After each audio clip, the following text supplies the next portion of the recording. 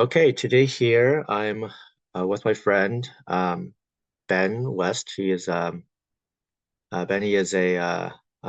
graduate student. He's obtaining his PhD, um, and we're here today to talk about what's happened to the American family, um, and maybe that is in a sense a bit um, of an improper way to put it, because in some sense.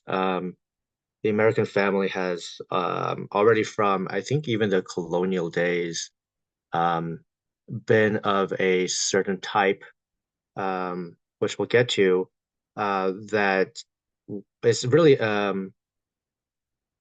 something of a historical, maybe not rarity, but it's something that historically has not really been common um, either. So, um, if you think about the families having three different types, um, you have what you can call, if you look at sociologist Carl Zimmerman and his magnum opus, Family and Civilization, you have three types of families: the trustee family, the domestic family, and the atomistic family. And I think already in the colonial era, you already start off with uh, the atomistic family. And the thing about these three different types of families is that they're not just a one directional progression. So the trustee family is really the clan family. The domestic is something in between, and the adomestic family is what we're familiar with today, where these families are really tiny. So you have the mother and the father and maybe one or two children. And so that's the atomistic family, that last one. That's almost synonymous with what we might call the nuclear family. And it's not only just about the number of kids, it's the fact that you don't really coordinate anything with your larger family, your extended family. Okay. So America at the colonial stage is already functionally, we don't have entire clans coming over to America from Europe. So I said, what's happened to the American family, but in a sense, it was always present. Um, so I think that's anyway a good framework to think about things. We have a very atomistic family here, and if you look at it today, though, it's a far worse situation than what existed in the past. And I think I'm talking a little bit, maybe too much. Ben, do you want to bring up some aspect of this right now? Yeah, thanks for having me. I think there's a lot of different sort of aspects or angles that we can look at this problem from. I mean, you mentioned one of the really big ones, which is just simply that, in a colonial nation, you're not dealing with entire clans being uprooted for the most part. You are dealing with kind of almost a patriarchal, in the sense of the early chapters of Genesis type of a society where you have just maybe a small family leaving, being uprooted and transplanted somewhere else. And that certainly creates this environment where everything is kind of starting from scratch, and you don't have this long-term, over many generations, building of that trustee family. So that's maybe kind of the root of it in terms of the ultimate historical origin. I think, though, over time, there's also been a few factors that have kind of exacerbated this this problem. And there's a lot of different things that we could focus on. I'd kind of like to focus on maybe two. One would be, for lack of a better term, the economic side and the sociological side. And I'll explain what I mean by those. Simply because I'm maybe not using those words in quite the way people often think of those terms. It's easy for people to, if you're someone who defends the family and you believe that family is important on some level, kind of easy to resort to sort of superficial dismissals of the problem and kind of try to pin everything on one single factor, say an ideology, such as feminism. And although I'm not going to deny that feminism has done a lot of damage to the culture, what I'm interested in is sort of the environment which makes those kinds of anti-family ideologies possible, right? So if you've got a cactus growing in your yard, I know you're probably not living in a rainforest, simply because cacti can only live in a desert environment. They just simply can't live in an environment that has lots of water. They'll rot. Same thing goes with these kinds of anti-family ideologies. You've got to have kind of the right environment in order for these ideologies to thrive. The first and what might be the more fundamental of the two is what I'm terming the economic attack on the family. And this isn't sort of like what most people would think in terms of, high taxes, low wages, things like that. It's something actually more fundamental even than that. And that is how is the economy structured? In the past, and in fact, in most traditional societies, certainly amongst those that do have a clan system, you have what could, for lack of a better term, be called the family economy. In fact, this is the title of a pretty recent but increasingly popular book called The Family Economy by Rory Groves, which is in my opinion, a very helpful sort of brief summary of this problem. Used to be in the past that you would have families who were all engaged in a single means of production. So you'd have a family business, whether that was you were a farmer, you all worked the family farm together, you were some kind of craftsman, let's say a blacksmith or a carpenter. Your family would have that business and you'd pass it down through the generations. And sons would often be raised in that environment, in the family trade, where they could then become proficient at that trade. And this led to two things. The first, and the one that people often pick up on, is simply it allows for more craftsmanship and technical skill. If you have every generation sort of uprooting itself and learning a new skill from scratch, that's naturally going to set back our ability to accumulate skill and knowledge across the generations. But if you look kind of from a broader perspective, there's another issue, and that is simply that when you're dealing with a family economy, it allows for much greater coherence as a family. Dad's always around. In fact, he's, within a walking distance of everybody else in the family most of the time, simply because the car has not been invented yet. There's not this mass transport over long distances. Work is basically at home or right next to home. And so this creates this coherence within the family where the economy is a function of the activity of the family. Contrast that with the situation where we're looking at today, caused in part by the Industrial Revolution, caused in part by the rise of the automobile in the early 20th century. We've got the situation where the father becomes an absent figure. At least, we're talking, through the first half of the 20th century, the father becomes more and more absent, more and more disconnected from family affairs. The mother's left on her own to take care of the children and run everything in the house.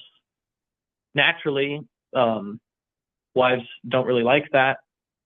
This then coincides with the rise of feminism on a large scale in American society. And I don't think that those two things are unrelated. I think that there is a connection.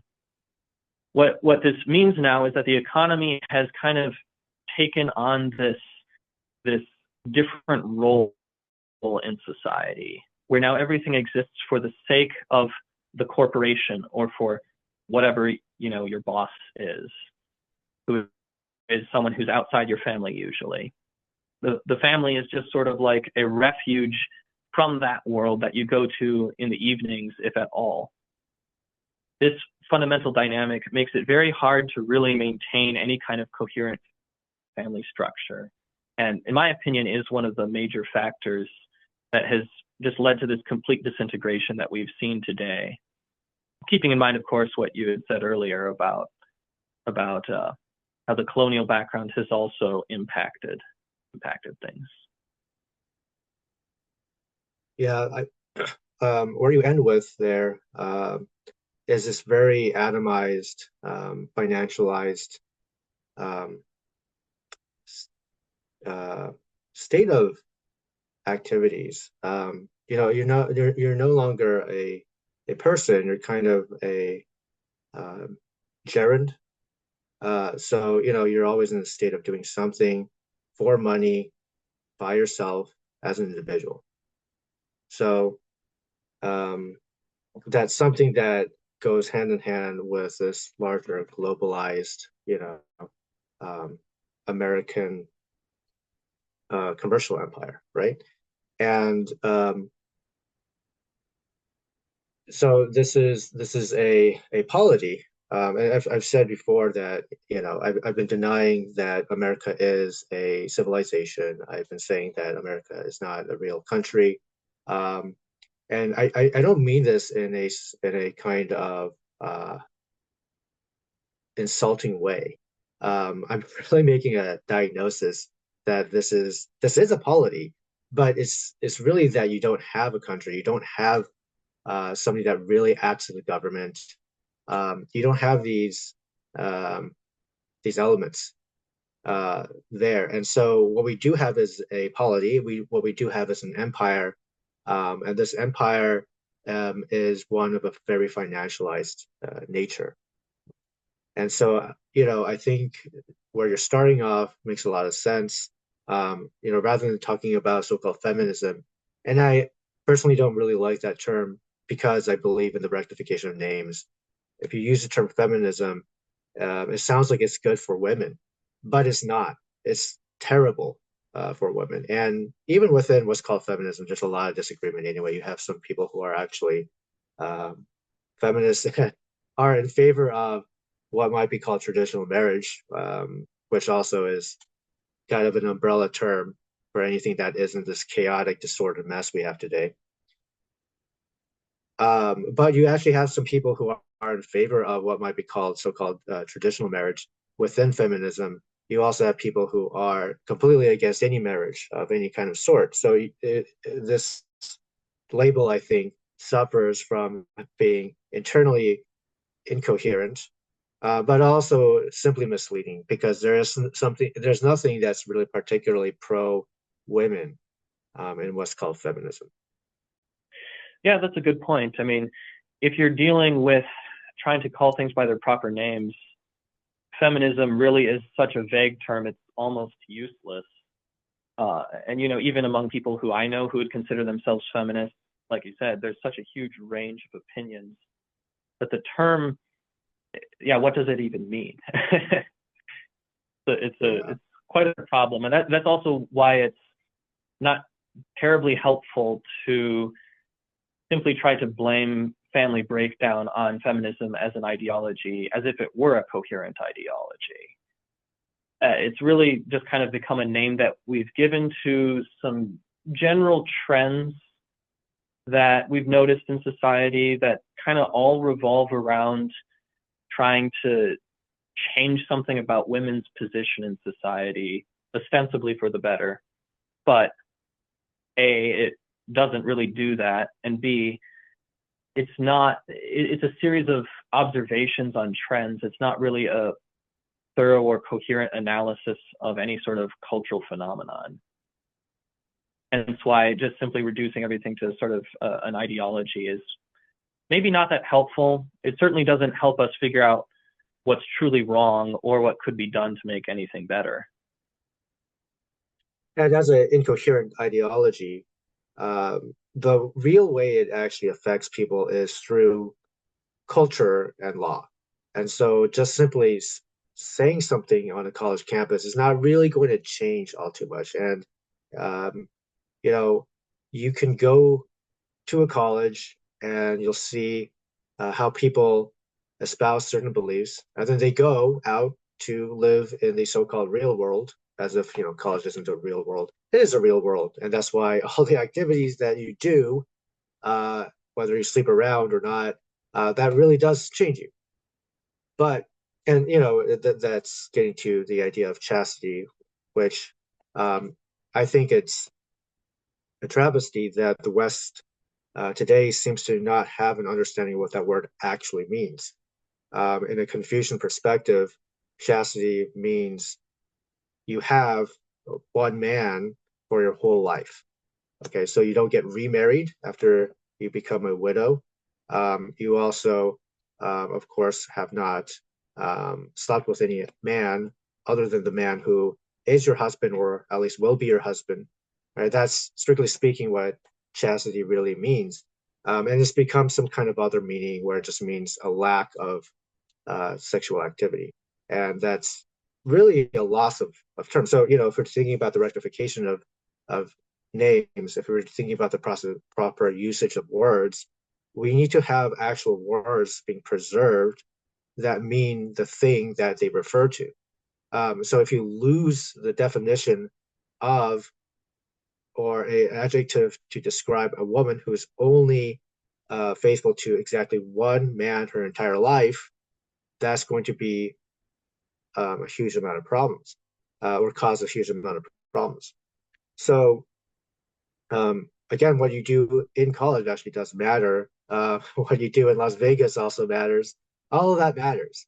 But what the thing is, when you graduate, you might have all these beliefs about politics and economics, but then when you have to actually make a financial income, then you'll see how drastically people will change and how drastically they'll abandon these supposed ideals of theirs.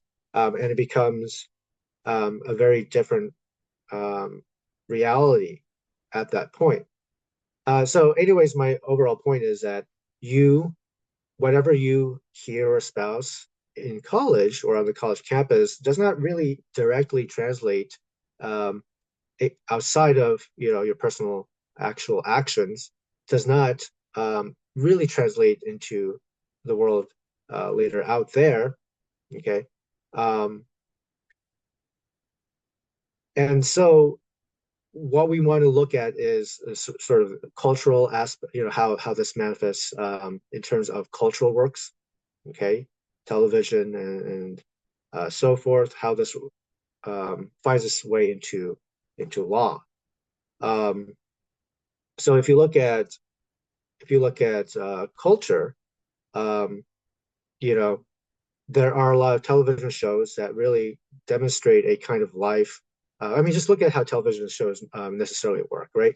There's not going to be a huge number of children characters because those require you to have to uh, basically write stories and film scenes that are going to be essentially financially undoable. All right.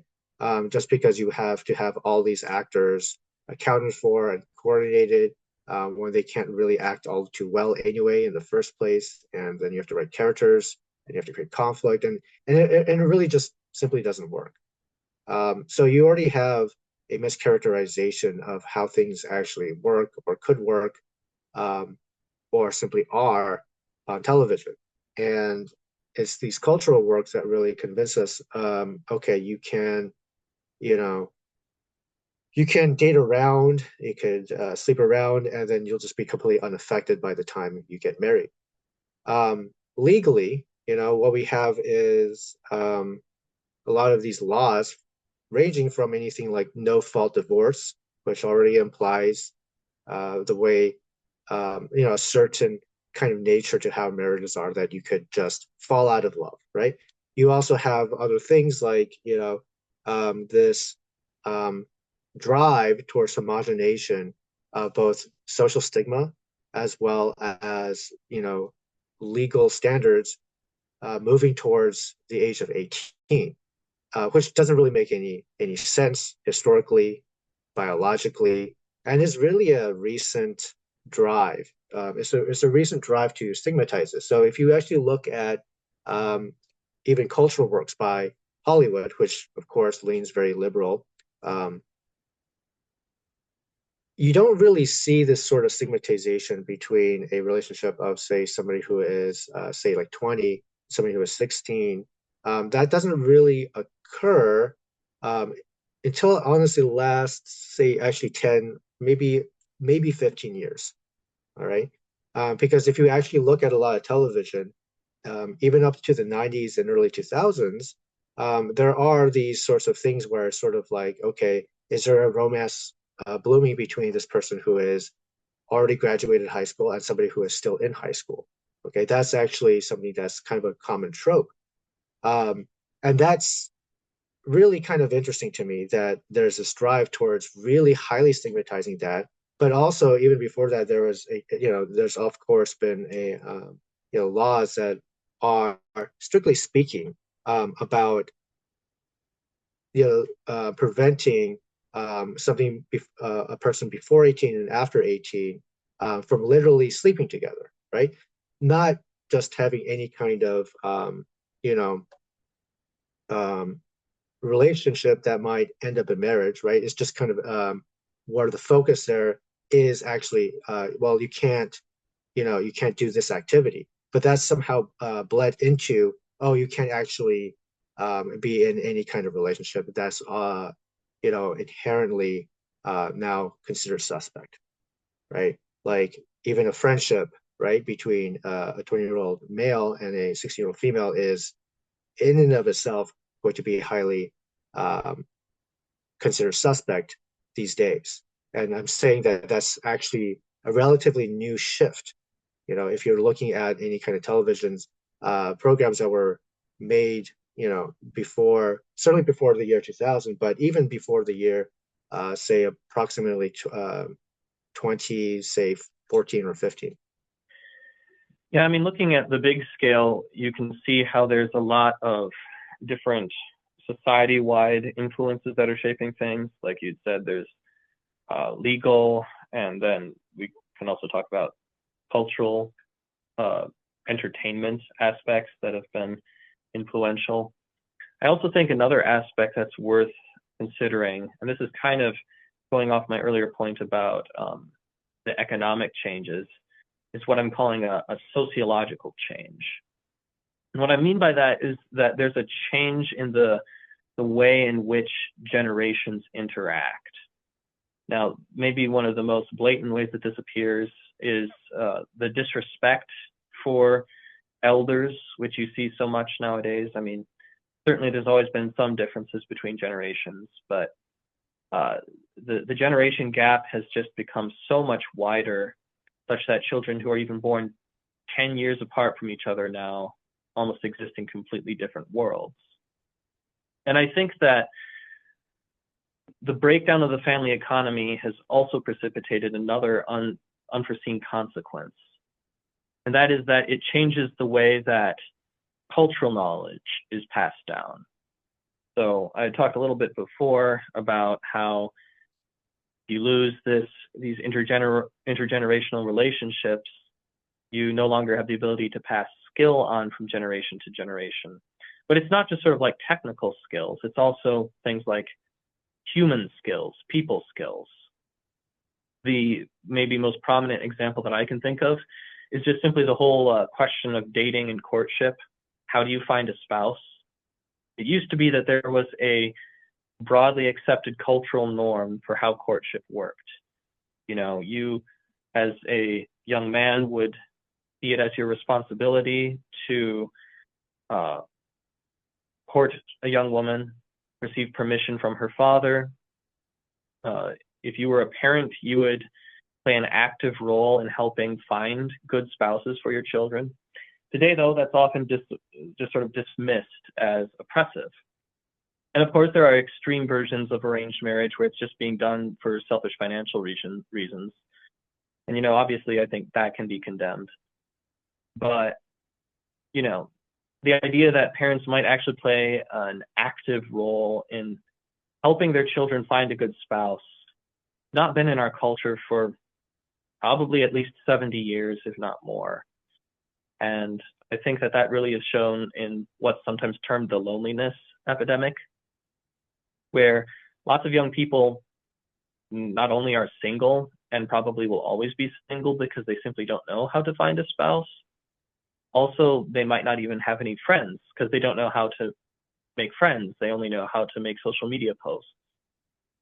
And this subtler but perhaps even more devastating effect of the breakdown of the family economy, I think, has even precipitated an accelerated breakdown of the family, where people can't even form bad families, let alone good ones. You can't even form a dysfunctional family that barely survives. You can't even find a spouse. And that's a major problem that's really just been shaped by lack of intergenerational communication, where parents really have not stepped up to the plate to train their children how to find a spouse and played an active role in helping them make that really important decision of who are they going to marry, or guiding it in whatever way needs to happen.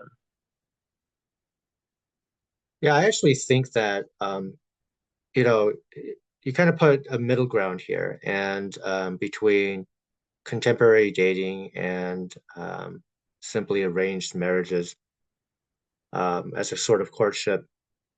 I think that actually I don't really have too much of a problem with simple arranged marriage. I don't think anybody really did it purely for financial reasons. At least, in a society that isn't simply falling apart. So with arranged marriages, where you can call it maybe blind arranged marriages, they do arrange this couple to be married, but they usually vet the other family very well. And so they see about this other family. Are they compatible? Are they, the family culture that's there, right? Is it compatible with our own? Are there shared values that have been raising our own children with? Um, and the reason I think this actually works, this goes back to what I was talking about earlier, where we really downplay the importance of chastity, um, because already within human nature there is a very profound and powerful bonding mechanism, and that is set um, into the person, into the body, through um, the actual act of procreation. And so from a biological standpoint, you have various hormones that's going to be released, that's going to go set this kind of bonding. So if you arrange people to get married at the right age, where you know they're very receptive to this and they don't have a past history, okay, this can work. Furthermore, it's important to understand that actually most people throughout history were, you know, statistically, or by definition, they're not going to be the most attractive person out there, right? Because that's literally just going to be certain people, a few people by definition, by mathematical definition.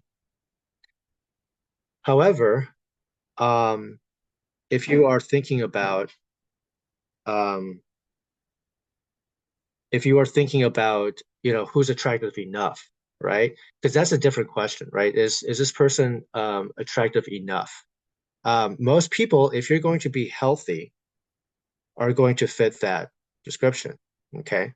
And so I think most people can be pretty happy in their marriages, pretty satisfied in their marriages, because if you actually live in a society where you practice gender segregation from a relatively early age, let's say 8 or 9, okay, and then you arrange them to get married at the appropriate time, again, that would have been certain age, about 20 for men, about 15 for women, okay?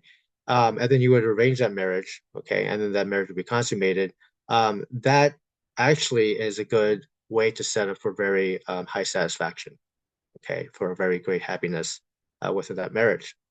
So I think that actually, when you go out and you're kind of trying to meet different people, and then you try to settle into marriage, that can actually be a pretty big hindrance, because what you're doing is you're playing a game of comparison, right? One way or the other, that's inevitably what it becomes. So you meet these different people, and then in your head is always going to be, what if that person, what if this person, right? Or I could have, or, etc.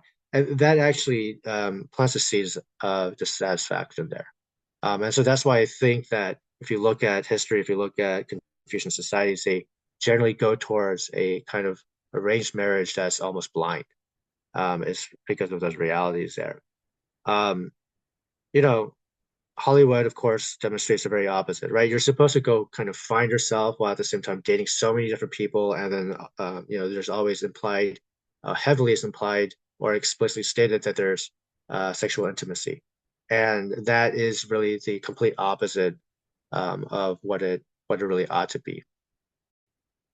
So yeah, I agree that there needs to definitely be a large mindset shift in how people think about finding a spouse. And at least in some circles, there has been a revival of matchmaking, which may not be an ultimate solution, but I do think it's a step in the right direction, which at least it's showing that it doesn't really work for you to just kind of be thrown out into the wild, so to speak, and you just sort of find someone. There is need for more involvement from other people. Ideally, of course, parents, which doesn't happen much anymore, but certainly there needs to be a kind of an objectivity the building of a relationship. Otherwise, you are just purely dependent on whatever feelings you happen to be having in the moment, which just leads to, as you said, this constant search for what if you could find someone better, as well as just the continual doubt that I know I've seen in people, where people think that they have made the wrong decision for what are ultimately really petty reasons or non-significant reasons. Relationships, though, that last do have to be built on something that is objective and real. And unless society is able to see that, it's going to be difficult, if not impossible, for there to be true lasting relationships that truly are upbuilding. Yeah.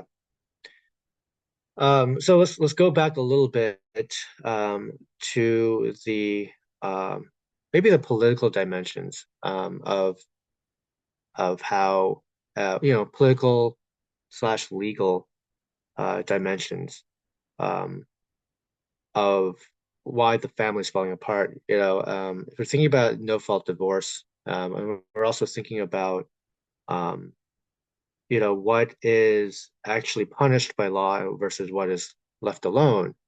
We have a huge range of behaviors that the law points to as being essentially acceptable by omission, right? So historically, any kind of sane society would have actually severely punished adultery. So you can look at the Bible. What's the punishment for it? It's actually capital punishment. All right. If you look at Confucian societies, again, what's the punishment? All right. It's a very severe one. So you are penalized heavily for committing adultery. Okay, particularly um, when the woman is committing adultery. So if you're a married woman, specifically, what I'm saying, and the reason I think is, if you think about it, going to be apparent, it's that if a woman commits adultery, the children don't know who their father is back then. Okay, so it's an extremely severe crime because it destroys the spiritual, um, the spiritual, um, well, how would you put this then? The spiritual nature of the family, the spiritual, um, what do you think here? How would you put it? Yeah, I think spiritual nature is an appropriate term in this context.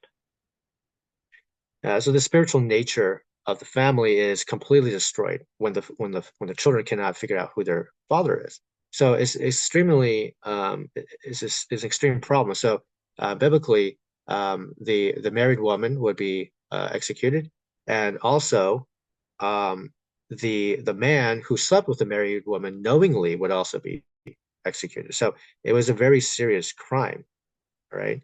Um, and so, any sane society really abides by that. Maybe not the exact contours about that, but it does severely, severely punish adultery. Okay.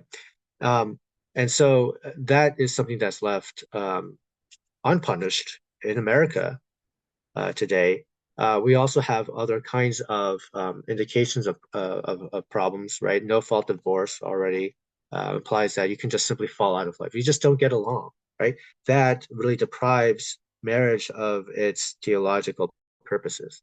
That actually marriage is about something else, and it's not really about whether you get along. And we've been kind of talking around this, but why do we have patriarchy, right? Patriarchy is actually fundamental to both marriage, the family, but also civilization as a whole.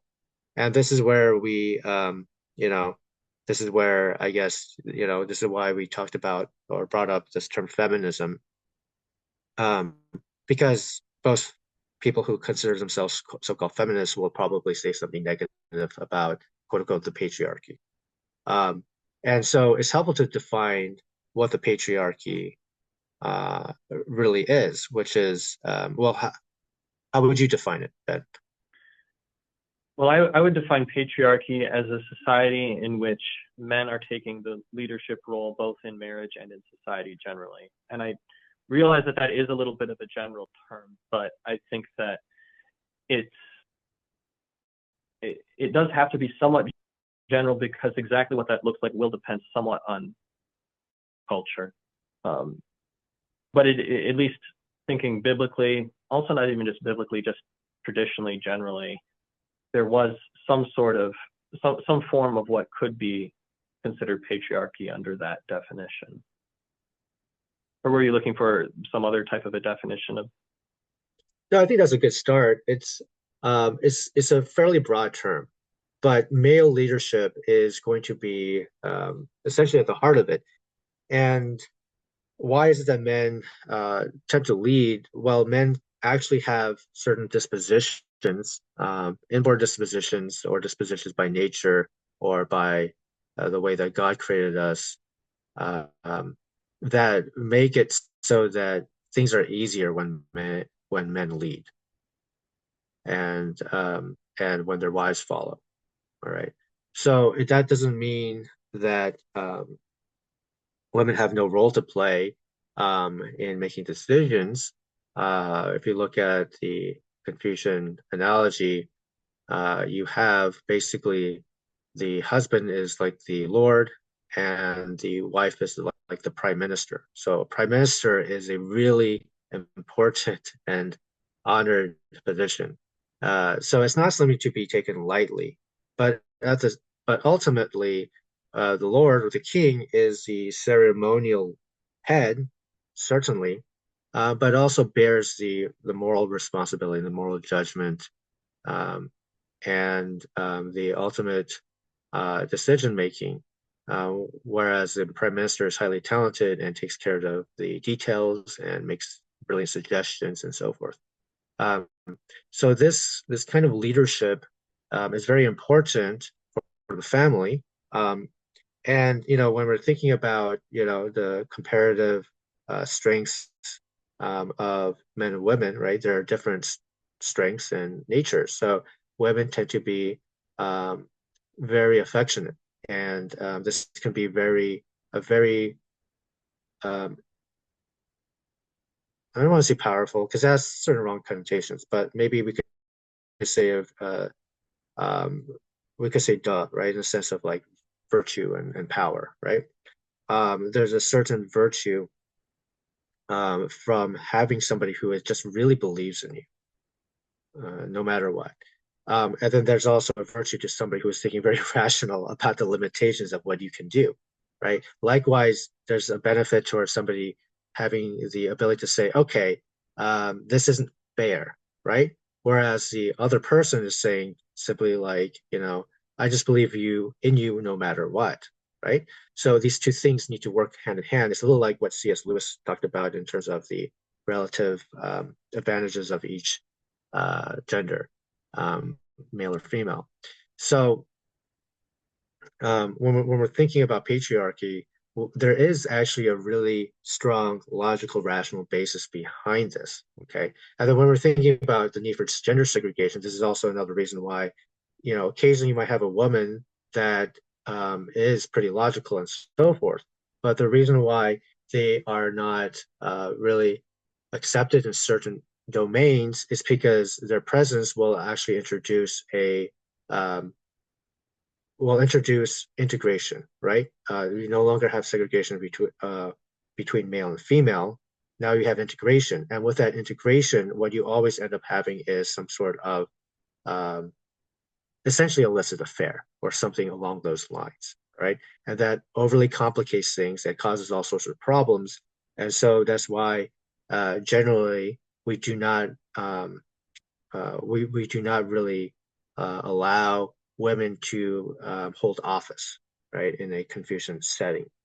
Um, so um, that was a bit of a tangent, I know we go. I go into some tangents because everything is related, and everything is worth talking to.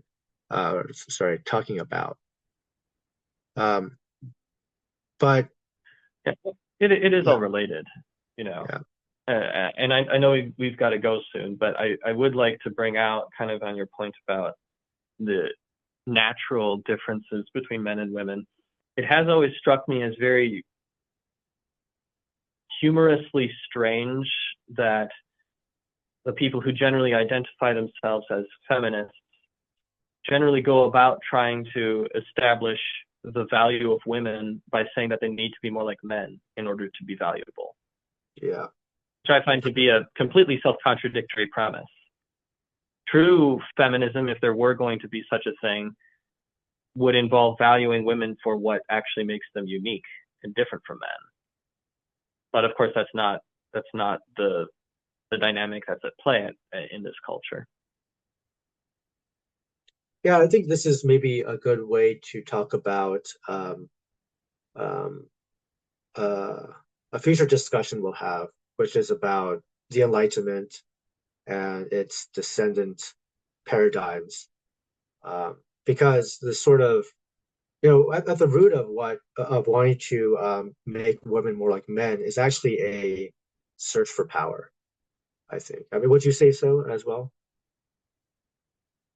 Yeah, I mean, any kind of homogenizing forces in culture that try to say someone is not like me, that is unfair, therefore I need to be like them, is in a sense a kind of a form of, at least envy, if not a sheer lust for power. It's the desire to have some good gift that someone else has been given that you have not been. So it's even could be described as a form of covetousness.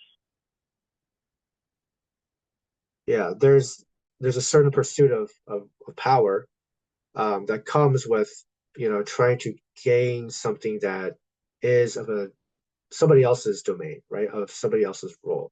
And you see that, if you want to be biblical about it, you see that at the very beginning with the fall.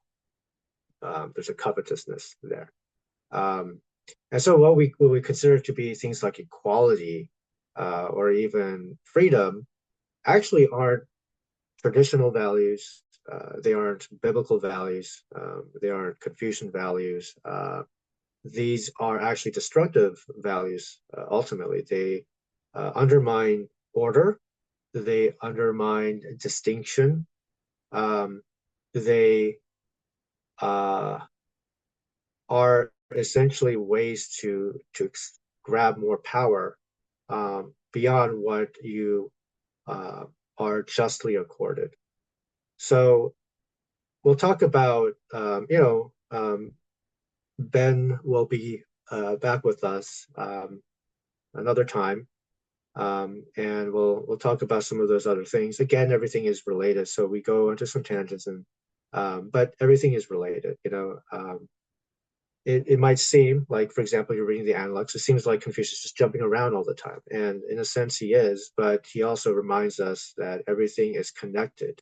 Everything is connected with one thread, and so You want to keep that in mind when you're thinking about matters of wisdom and matters of righteousness. Um, these are all connected, and it's important to understand all these different aspects. Is there anything that you would want to say before you take off, Ben? No, just thanks for having me. It's been a good time. Yeah, thank you for being here. I think it was very good.